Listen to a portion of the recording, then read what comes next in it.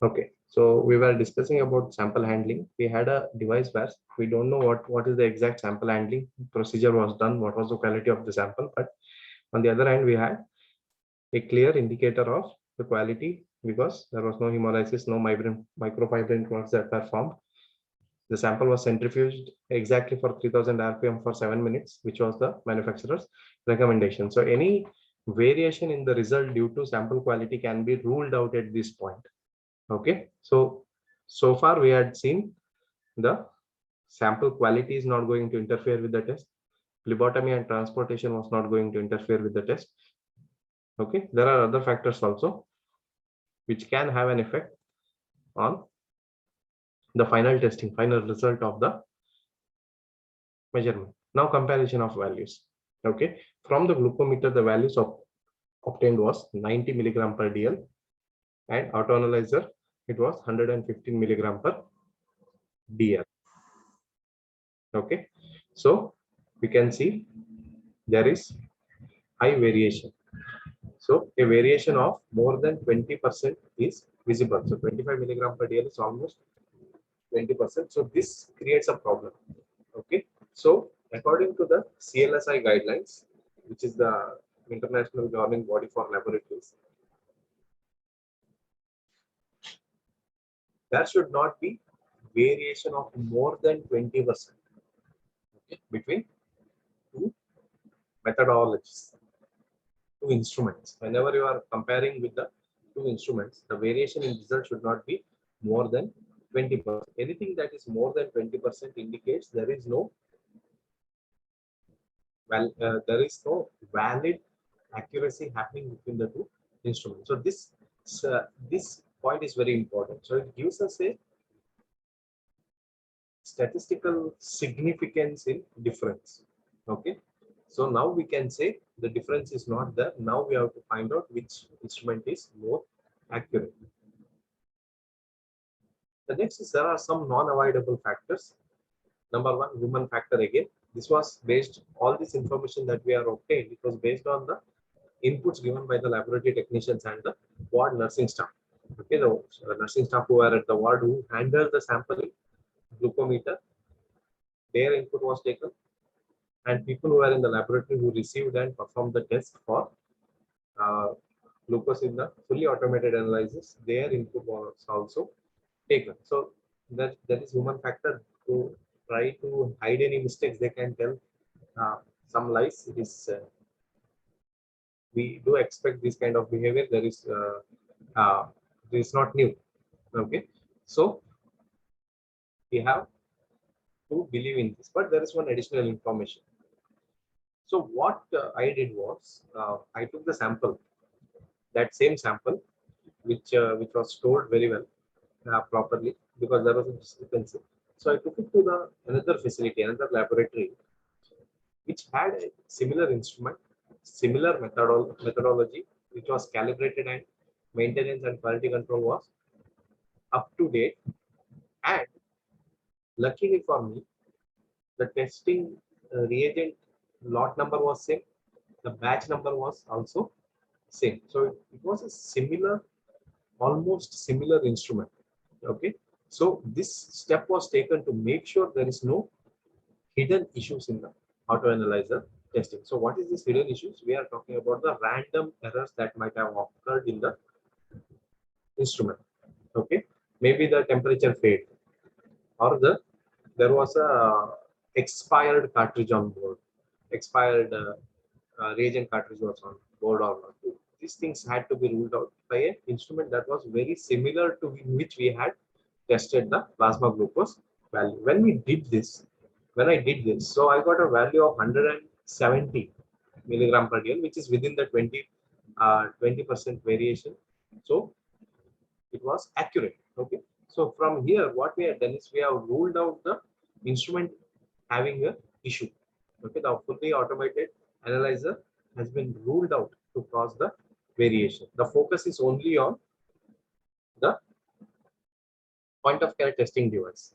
Okay, so what we are telling is now we have to make sure that the doctor or the physician who is asking for this clarification understands the difference.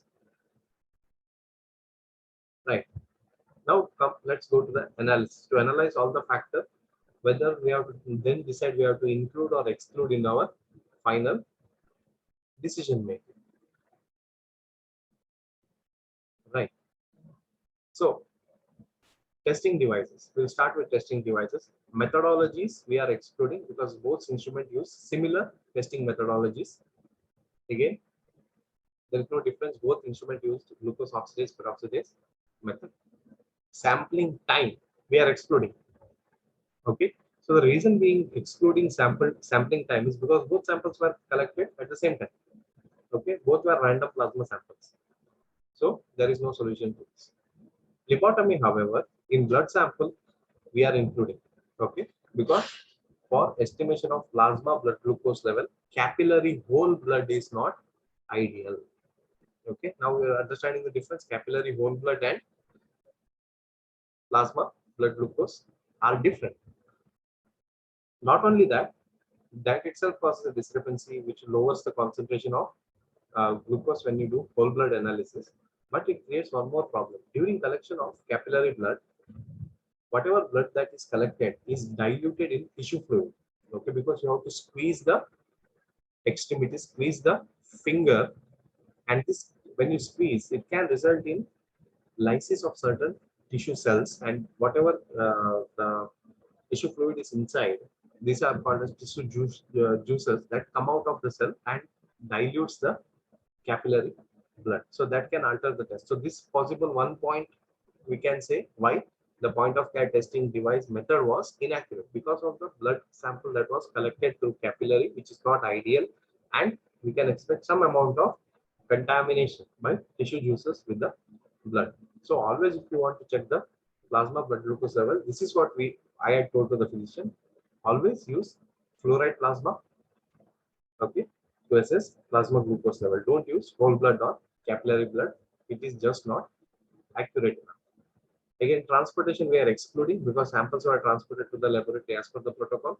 The methodology shows no variation can be caused due to transportation. When you do it according to the protocol, that it will not affect any variation. Okay, it will not have any variation. So we are not including this. Maintenance status is very important. For point of care testing device, we are including because maintenance and calibration status was unknown. Okay, we don't know when something this significance within the accuracy, maintenance and calibration status is unknown. We immediately tell this instrument is inaccurate. Okay, because there is no supporting data for accuracy. Okay, regular maintenance needs to be done even if it is point of care testing device or a glucometer. You have to regularly do the maintenance. For auto analyzer, we are excluding because periodic maintenance is being done, calibration is done, quality is under control. So everything is documented. There is data available on the instrument itself. So there is no room for manipulation. We are excluding. Sample handling, sample preparation we are including because how did we handle? Did we collect it more? Did the person who was collecting capillary bloods, how long did he squeeze his finger for? After puncturing, how much time, how many times did he squeeze again? So that is unknown. Okay. Analyzer, again, we prepared the sample as per the manufacturer guidelines. So delayed testing of capillary blood can also cause variation. So once it is collected and after a long time, if you give it to the glucometer, it can also have a variation. Comparison of values. A 25 milligram per DL variation was seen. We are including this because data shows variation in favor of regularly well-maintained calibration, calibrated and quality checked analyzer compared to point of care testing. Okay, so periodic maintenance, calibration and quality control runs ensures quality of results that is being given. So this is what was explained to the physician. Okay, so include blood sample collection, include the maintenance status of the device, and include sample preparation and variation of comparison of values, the variation which is significant. Okay, so with this, the final report comes something like this. Number one, what was the problem? Variation in random plasma glucose levels of patients when tested in point of care testing device and fully automated analyzer. Okay, there was a significant difference of more than 25 milligram per day. What was the cause for the problem? Number one, the main important cause, irrespective of the device, is use of capillary blood, which is the form of whole blood sample for testing plasma glucose levels. Okay, so here you are getting to know the difference. For testing plasma glucose level, you are using capillary blood, so it's not going to give you a proper result. What is the root cause analysis? What is the root cause for this problem? Possible contamination by tissue fluid during collection of capillary blood was responsible for a negative variation. Okay, so because of the contamination by tissue juices during collection, we got a lower result in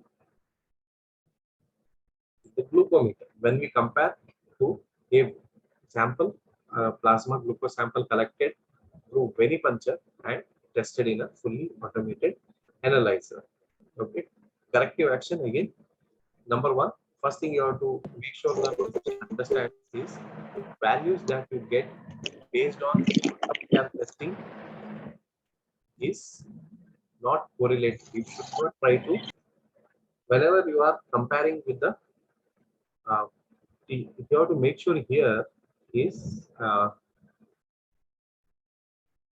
you should not try to correlate with the two different methodologies. Okay, point of care testing and automated analysis should not be correlated because both are very different. There are many factors that are not matching. Okay, because of the mentioned reasons here, it is not ideal to correlate. Either you take one value, okay, base your clinical decisions either on glucometer values or on plasma glucose values. Don't try to match because there are many differences that are already present. Okay, so with that, we have ended and we have come to the end of the session. Do you have any questions?